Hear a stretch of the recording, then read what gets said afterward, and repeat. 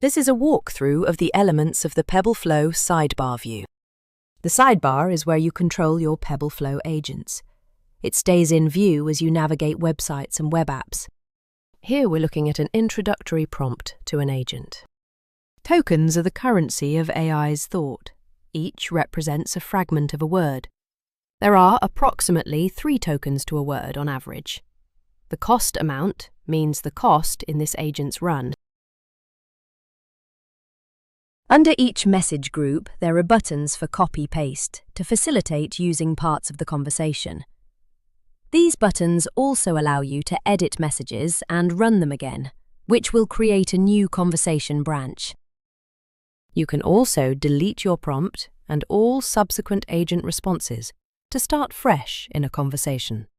Under agent conversations, there are various tools like read aloud, copy, debug copy, which includes full logs for support, rerun, which will rerun and regenerate the response, and a delete button for removing the message.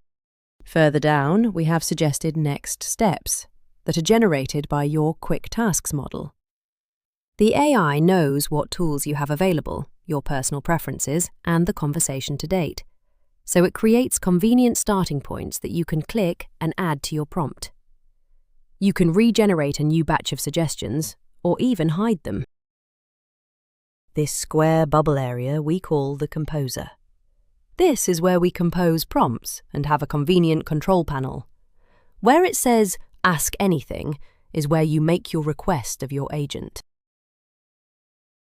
This button shows you all past conversations.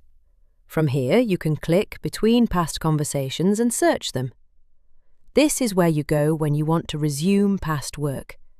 You can also archive or save conversations and even edit their naming. Returning to the composer, we see the Agent Mode selector. This influences the behavior of the agent, optimized for specific types of tasks. Next to it is the main model selector. Pick from any of hundreds of models based upon price and performance. Skills are here. Skills are saved prompts that can incorporate variables so that you can save and quickly use detailed prompts that you find work best for your workflows. This button on the right is how you make a fresh new conversation, which is a useful way to focus on a new set of tasks. On the bottom row, we have a button for adding files and images to a conversation, either from your desktop or PebbleFlow's internal storage. Once you add a file, it is stored in PebbleFlow for future use, and you can find such files in the File Manager. They remain associated with conversations where you added them.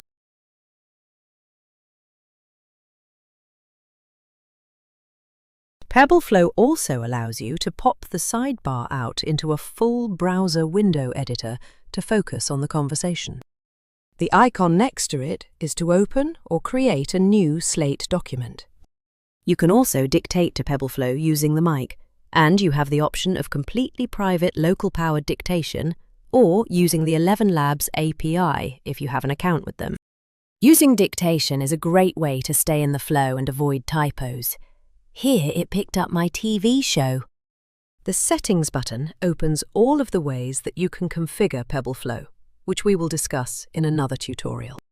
The Sundial agent is PebbleFlow's native calendar and reminder consolidator that will allow you to work with AI with your reminders and calendar entries in the tools that you use daily.